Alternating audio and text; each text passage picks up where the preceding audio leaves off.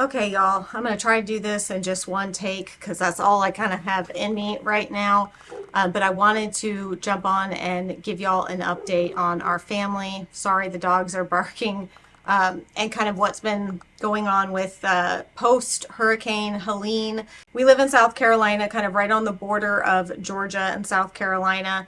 And so we are one of the areas that was not expecting really to be hit by the hurricane. We were expecting to get like tropical storm, like bans and just weather related to that, which we've gotten a lot.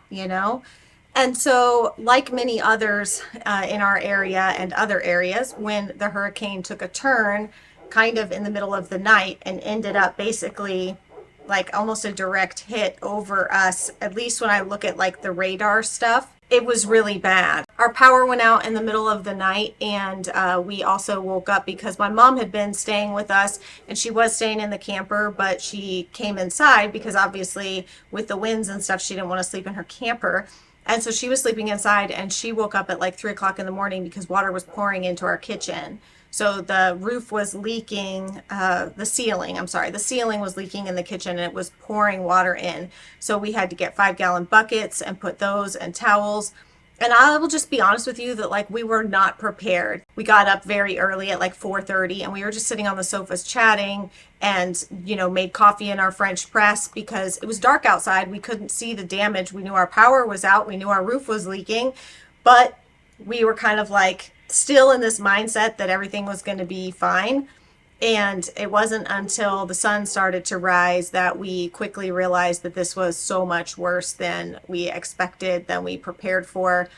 And so I do want to, y'all are our friends, you've been around, our family, but just by the off chance that someone is coming here from somewhere else and doesn't know anything about us at all, I do want to, of course, mention I haven't posted anything or shared anything about really much about what's going on, especially like here on YouTube and stuff, because I have this like almost guilt that if you've seen the news, you've seen what life is like for those in the western part of North Carolina, in the mountain areas that I have visited since I was a child, that hold so many memories for me, for our family, both for my family, my parents and my sisters, but also for my husband, CR and I and our kids.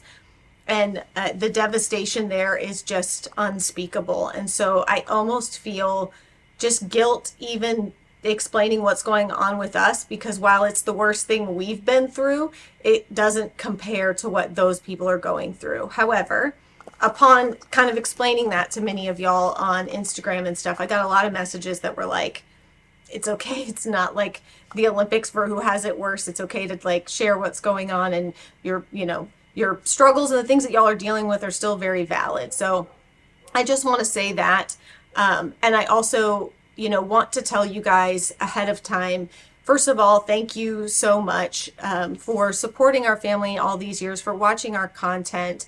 And if I could just be blunt to say, hopefully y'all will hear my heart on this, but if I can just be blunt to say that this is the hardest time for me to not be able to work. I have to work. Q4 in my business and how I feed my family and how we pay our bills and pay for our kids' needs and pay for our animals' food and everything. I have to work right now. And so it does feel weird to be in this position. I'm going to kind of update you guys on the property and what things look like and our current situation. We are going on 7 days without power, and found out yesterday that our area is estimated to continue to be without power for about 3 more weeks. And that's not even a guarantee then. That's just what they're shooting for. So, a full month without power, and we require power to power our well, which is how we water our animals, and obviously like shower and bathe ourselves. I'll get into all of that stuff, but I just want to say, if you only make it through a few minutes of this video and then you see other content pop up, that I am incredibly grateful to those of y'all who understand that like this is our livelihood, and I have to continue to put up content. And I have so much content that I have been planning and prepping and shooting. Again, I really look forward to sharing gift guides during this time of year, as we lead up to Christmas and stuff. So I just want to say thank you to those of you who watch my videos. Whether you click on a link or buy something that I share, it doesn't matter. Just watching the video is support. But also thank you to those of you who trust my recommendations and make purchases through my links. That is a big way in which I support our family and how we make money. So I just want to say thank you, and thank you ahead of time for understanding that while it may seem kind of odd that we're living, for a month without power and all this stuff is broken on our property, and I'm kind of, it almost seems like, business as usual on my channels and with content, just know that it's the only choice that I have. I'm having to figure out how to keep going and make things work. When you work for yourself, there's lots of freedom and things that provides you, but one of the things that it means is that nobody pays you when you're not working. Nobody pays you when a disaster has happened and you can't work. So I have to, which is I'm going to get into explain like how I'm even able to film this right now and have some makeup on and hair that's not completely greasy, because this just came about yesterday. Okay, day 6 was when we finally made something work. So I want to go back to, hopefully I've said everything I need to say there. So I want to go back to when we woke up, sun was starting to rise, and Jonah and Noah, our two of our boys, went out on the porch and they were like, "Hey mom, the tree's down in the pasture." And I thought that they were like, a branch was down and they were exaggerating. I was like, "What do you mean?" They're like, "No, the tree's down." And I thought, no way, there's a huge tree in the pasture. And I got up and looked, and Sierra and I both got up, and when we got to the front door, like I said, the sun had just started to rise, so we could just kind of start to see.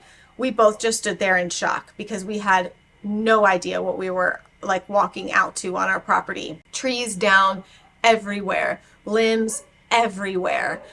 It was just every place we turned, every corner that we turned, there was new damage to the fences. And then we started like, oh no, throw on shoes, coats. We got to run around and check for animals. Are animals out? Have animals been hurt or killed by falling limbs or trees or fences? We just had no idea what we were about, like what we were going to find. And, so we made the full walk around our property. Of course, Lake Fairhaven, as we lovingly call it, when we get a lot of rain, there's a low point on our property that loves to flood. It had absolutely flooded. But when we got down there, and it was still actively raining and windy, so we were having to be very careful because trees and limbs were still coming down at this point. But we had to evaluate things. When we got down there, all of the power lines at our road, like 4 giant pines had fallen from our property out towards the road, and power lines and poles and transformers were just strewn about like a kid had been playing with them and left them in the street. Like, it was an absolute mess and a disaster like nothing I'd ever seen. There was water running with power line things just laying in it, a transformer box just laying in it. I mean, I can't believe that things didn't even catch on fire. I was just in shock. Huge pine trees up completely from the root, not just dead things. Trees that were alive and well the day before were now up all the way from the root, 10, 12 foot tall root systems just sticking up out of the ground. When we came back to the backside of our property, a bunch of trees came towards us, like from the neighbors towards us, landed on Dottie's enclosure right by the chicken coop, the garage. I will say this, that the fact that our house did not get crushed by any of these giant trees that we have is only by the grace of God. The fact that our garage, our larger and more expensive structures on our property that housed our humans, the people that matter the most, and our animals as well, are all intact. It really feels like there was some layer of protection that was just placed over our home, because I have driven around town now since this, and there are trees through homes everywhere. I lived in Charlotte as a kid when Hurricane Hugo came through, and I very much remember the homes that were just decimated by trees and the people that died because of it. And so I know what a very real risk that is when things like this happen. And it was, I mean, just by the grace of God that our home is still standing like it is and not taken out by a tree. A lot of fence stuff has been messed up. A lot of trees have landed on fences, so we've got a lot of repairs to do there. However, biggest problems that we were facing immediately, that morning is obviously that power was out. Lines were down at the front and the back. And what I didn't know, my husband knew, but I didn't know, is that the lines at the front of our property are not actually our power lines. They belong to there's two power companies in our town, and they belong to the larger power company at the road there. Behind our house is the lines that power our house.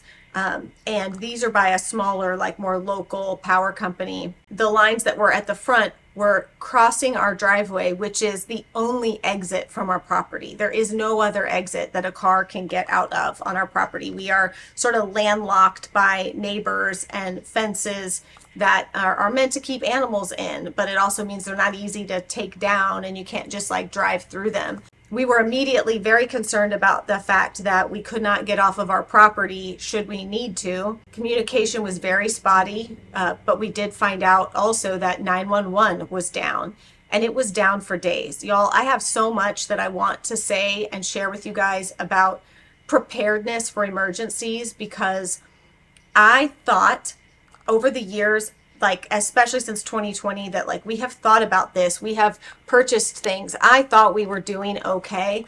And I think I always had it in the back of my mind. Somehow I still believed that if things got really bad, that there'd be help, locally, the resources, the local government and stuff. I know I lost faith in the federal government a long time ago, but the local government. And in this event, what I have learned more than anything is that there's no one coming to save you necessarily. And I know that sounds kind of harsh, and I don't mean to be not hopeful, because obviously there's so many people helping and stuff. But what I mean is some of the things that we rely on and assume will be there, systems that we have historically felt would be in place to help protect us if something goes wrong, like the 911 system. It was down for days. And we were trapped on our property with power lines crossing our exit of our driveway.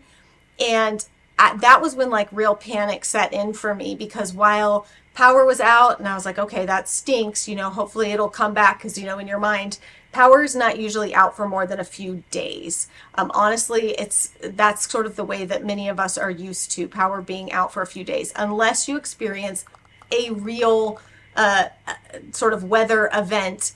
Most of the time, if something happens, power's out for a few days, especially, again, having lived through many tropical storms and stuff. If a tropical storm takes out power, it's usually just a few days. Before it to take out 911 and being sort of trapped on our property, I really started to panic, because I just kept thinking, as a mom with 8 children, what if something happens? I can't just throw my kids in the car and go to an emergency room, and I can't call 911 for help. What are we going to do? It was, and still is, I have not mentally dealt with any of this. It might shock you to learn that despite all these things I'm going to tell you and have told you thus far, I've not cried, not once. I will probably shed a lot of tears a month from now when our power is restored and things start to go back to normal. I will probably have some kind of a breakdown, but it's right now you're in fight or flight, things must get done. Things must be taken care of. I must, keep things together, keep it together. Anyway, so that first day was just a lot of assessment, trying to get a decent phone access to figure out, based on what the local officials were saying, what the situation was. I was just beginning to see the situation in Western Carolina in the mountains and how utterly dire that situation was and is. And so then we started getting word that okay, this was really bad. This was really, really bad. Our city, our town was not prepared to be hit like this. By the way, if I know y'all are not those people, but I've gotten a few of the comments over on social media, on Instagram and stuff. And if you're here and you're thinking you're going to say anything snarky about well, you knew it was coming, you should have been prepared, just save yourself the breath, okay? Because there are so many people who will tell you that there was nothing you could do to prepare for what happened in terms of like prepping your property or something to prevent a tree from falling on your house, etc. There are things that we definitely could have and should have done. And that's the stuff I want to share with you guys moving forward, because if I could go back and do it over again and hear from the horse's mouth, hear from somebody else who'd been through an extreme weather event like this, you always think it's not going to happen to you where you live or whatever, but the truth is that it can, and it very well may. And I can tell you that I wish to high heaven that there's a number of things that I just wish that we would have done, because the following days were made extremely hard. We've gotten things like to where we can function a little bit now on day 7 or 8, is it? And we finally can function a little bit. So it's hard to imagine that, you would have to go without power and water. And again, we have to give water to our animals. Our horses drink a stock tank full of water every day.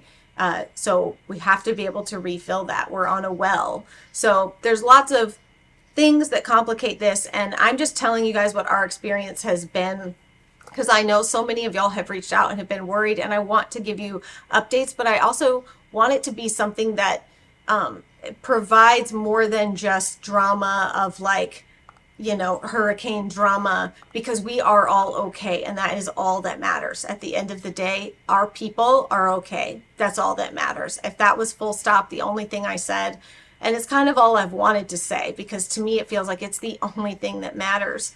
But I also know that, like I said, I kind of have to attempt to get back to work in some capacity and stuff. So I can't pretend like nothing has happened, because it will affect content and what things look like and stuff. And you guys are people that we care about. It feels like so many of you are friends, so many of you have been around for so long, that I want to tell you what's going on. But just hear my heart is that,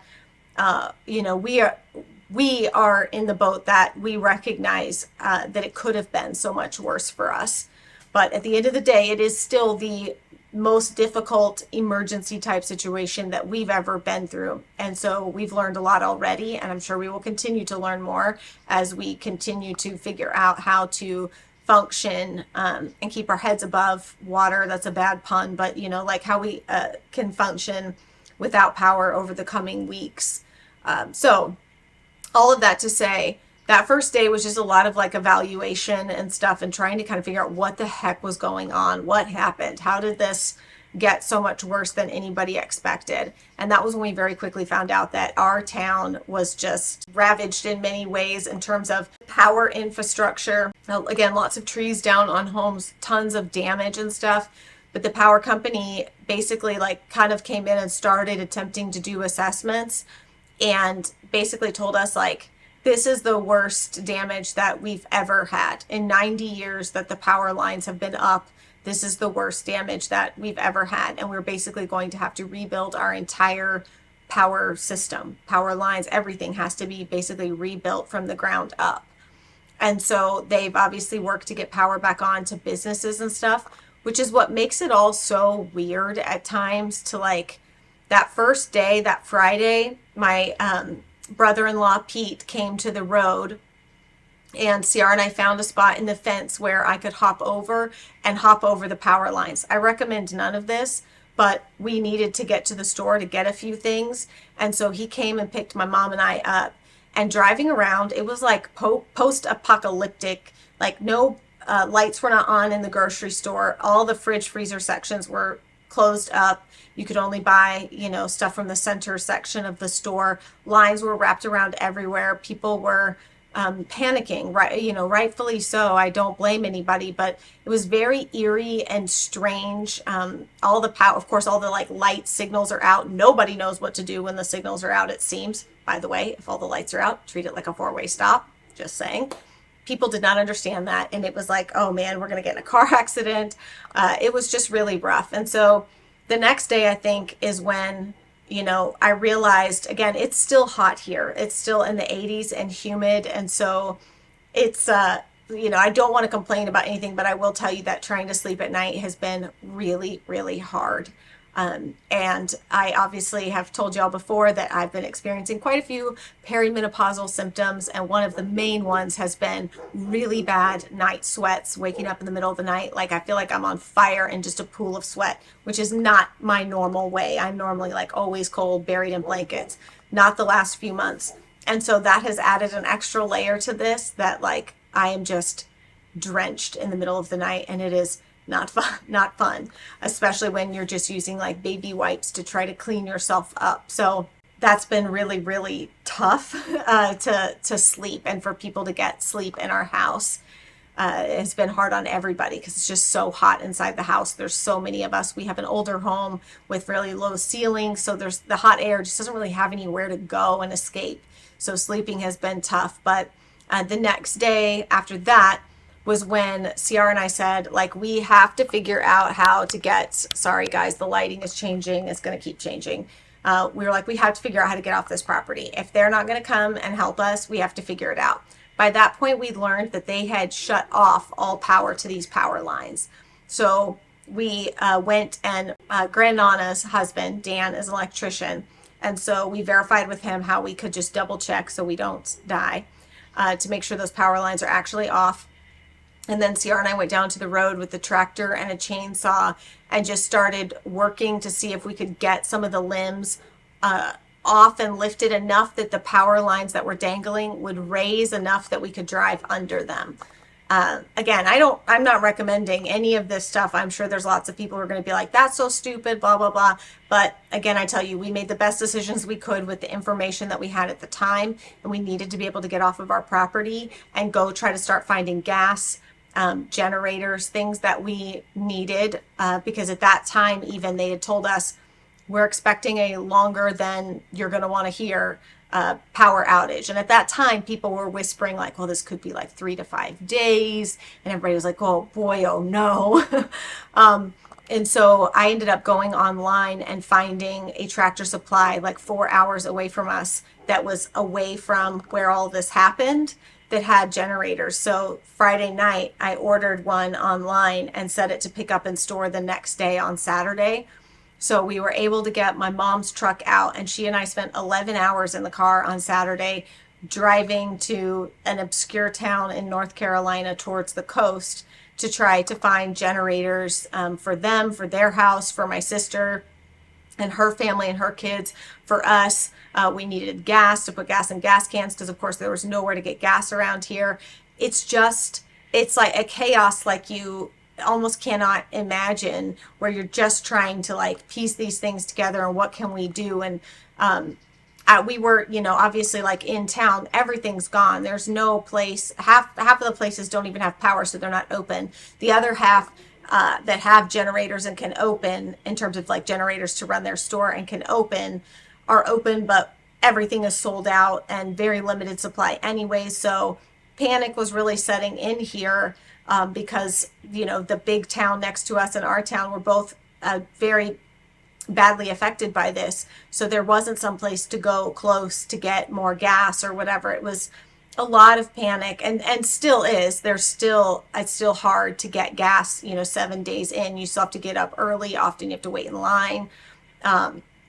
There's lots of things that are still a challenge to find, but not quite as bad as it was in those first couple of days. So we managed to get off the property to go do that, and have been trying to just, like I said, take it day by day, figure out each day what the priority is, what we can do.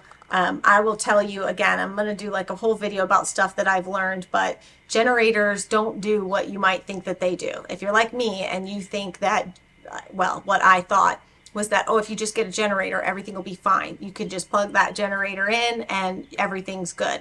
It doesn't quite work like that. Generators can only run for a certain amount of time with whatever fuel source that you put in them. So you got to have gas, you got to have propane to run that.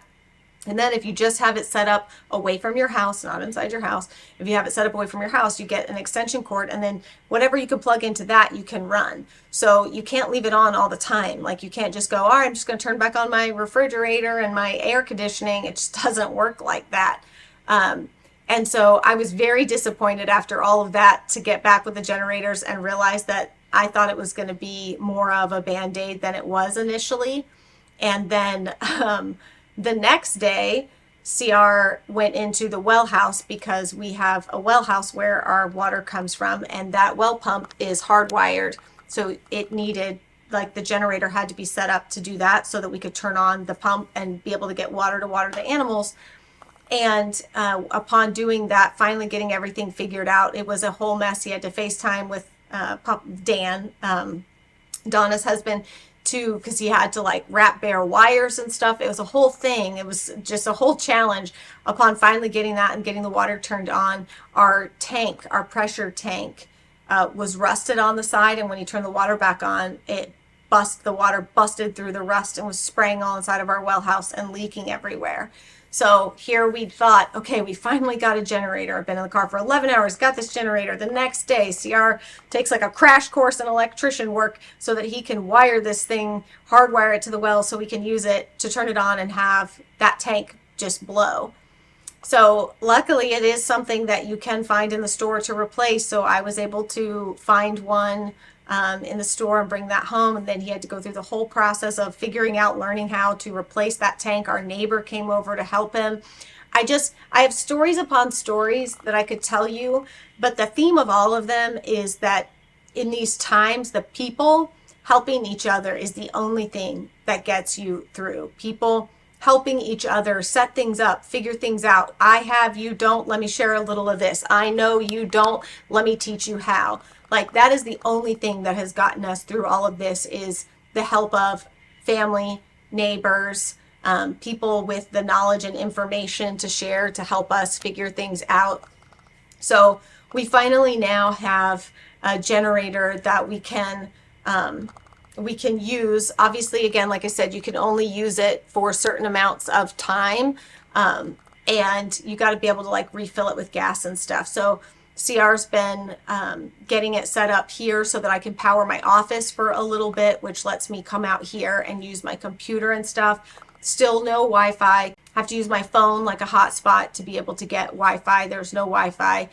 He's moved it to the house. We were taking cold showers once we initially got the well turned on, and then our electrician friend showed us how we could plug it into the hot water heater to be able to get a hot shower, which was nice because those cold showers are rough. They are not fun. So we're at a place right now where we're kind of patching things. Like, we get up in the morning and go to the garage to make a cup of coffee because we have all of our food in the garage, fridge, and freezer, and are turning the generator on and off to be able to keep that cold, to keep those things cold. So nothing is easy or simple. Everything is complicated and requires moving things around, but at least we have the ability to, like I said, to get a little power out here to my office so that I can get a little bit of work done, that we can, get some power out to the garage.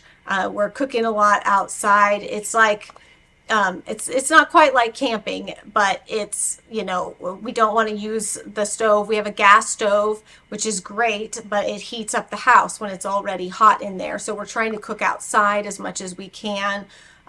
We can't run the generator overnight. It's just, we're not comfortable. It's not safe. It would use a ton of gas. So we're still sleeping with no power, no air, or anything like that. No lights, no air conditioning, no fans, no nothing. But we have been able to turn that generator on periodically, like I said, to let us take a shower, and to power, the garage, the office, get the well on at different, you kind of have to rotate and juggle. So at some point, I definitely want to sit down and do a video about, here's the things that you actually need. And I actually want to do it like twofold and share, if you can stay on your property, here's what you need. If you can stay in your home, and then if you can't, because it's a very different story if you've got to get your crap and go, for like the people whose homes were experiencing flash flooding.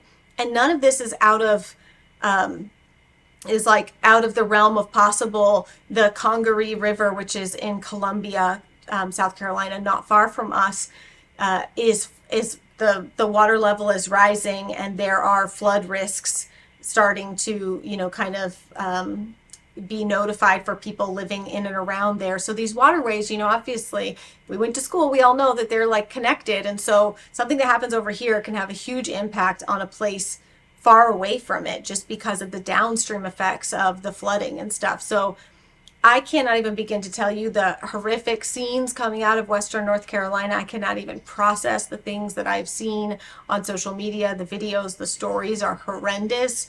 I'm, like I said, I can't even let myself think about those for too long, because right now we're just in like every day is, all right, what's the goal today? Do we need to go wait in line to try to find more gas, more propane? I need to get work stuff done, videos, content. I have sponsorships and stuff. And I'll be honest with you, it is very weird for me right now to sit down and talk about gift guides and, Amazon sales and things like that, when it's like my reality every day is so different than normal. But I will say that it's also a much needed break and mental reprieve. Again, I just want to continue to say thank you to those of you who watch the videos, purchase through my links and understand and always have that this is my job and this is how we feed our family, and that, as I always have, take seriously the things that I share with you guys, the things that I recommend, the sponsorships that I take. I'm not just like taking everything that comes my way by any stretch of the imagination. I'm just, I'm doing my best, and I just appreciate your kindness and support and understanding for this kind of strange situation that we're in now. I know my kids are never going to forget this. They've been so dang resilient. It's unbelievable.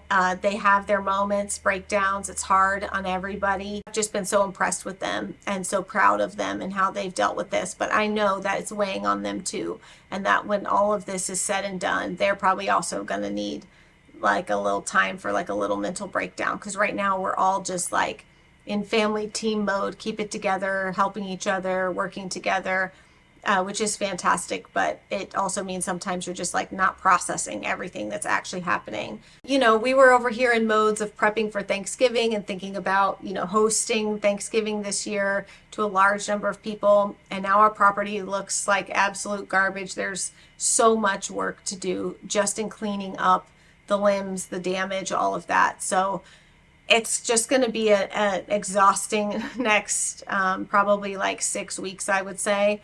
But I'm glad that we have a place to patch back together. Our home is still standing. We're all still here and okay. And it could have been so much worse. And it was so much worse for so many people. And that's just, it's never lost on me. It's never far from my mind. And, I know it sounds like I'm always trying to caveat everything I say, but I really want to make sure that I am genuinely expressing that as much as this sucks, and it is not fun. I wouldn't wish it on anybody. And like I said, it's the hardest thing we've ever been through, and I've learned a lot already.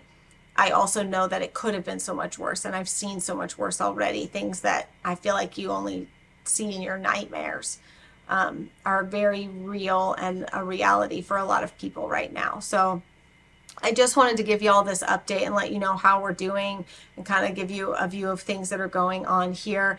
Of course, in true Brand of Family fashion, we, upon getting the generators up and stuff, we knew we wanted to help. We did quickly find that one of the places that was in need of help was the animal shelter. They've got no power, no water, no obviously air or anything. And the animals were really not doing well. It was not a great situation for them, and they were begging people to foster. So we currently have 3 puppies, 3 sister puppies that are staying at our property for about the next week, hopefully, that we volunteered to go and take and bring to our property and foster while they wait for, I guess there's some animal rescues from up north that are coming down and taking a lot of the animals from the shelters here. So there's just so many strays that are coming in and things like that they need the space. So the dogs, they know that they have like committed to going to this rescue next week. They're looking for them to be fostered so they can make room for the more strays and stuff that are coming in. So we've got those 3 puppies. They're like 3 months old or something. They're super cute. They're Great Pyrenees and Beagle. The mom was a Great Pyrenees. The dad was a Beagle. And one of them is like twice the size of the others. It's wild, but they're pretty cute and sweet. And they've been through a lot in this last week. So I feel for them, but it's been good for the kids. They love having the puppies around. And I just feel like it's like we're trying to do the little things that we can where we can. But it's just, whew, y'all, it's been so much. But anyways, I think that's where I'm going to end this update. Like I said, I'm going to share more, and we'll kind of keep y'all updated and, you know, what's going on with progress of fixing everything and repairing everything, and just kind of the journey of all this, because like I said, I've learned a lot. There's a lot of things I want to share with you guys about how I'd prepare if I could go back and do it again, and how I'd recommend anybody prepare, what like you really need and what you don't. And what, you know, you'll end up getting the most use out of. All of that stuff will come soon, but I just, you know, wanted to let y'all know that we're okay and give you an update about what's going on. And yeah, so thank you guys again. I really, from the bottom of my heart, thank you so much for all of your support and love, and just, you know, caring about our family at all. We really do appreciate it. So that is it, and I will see y'all again very soon.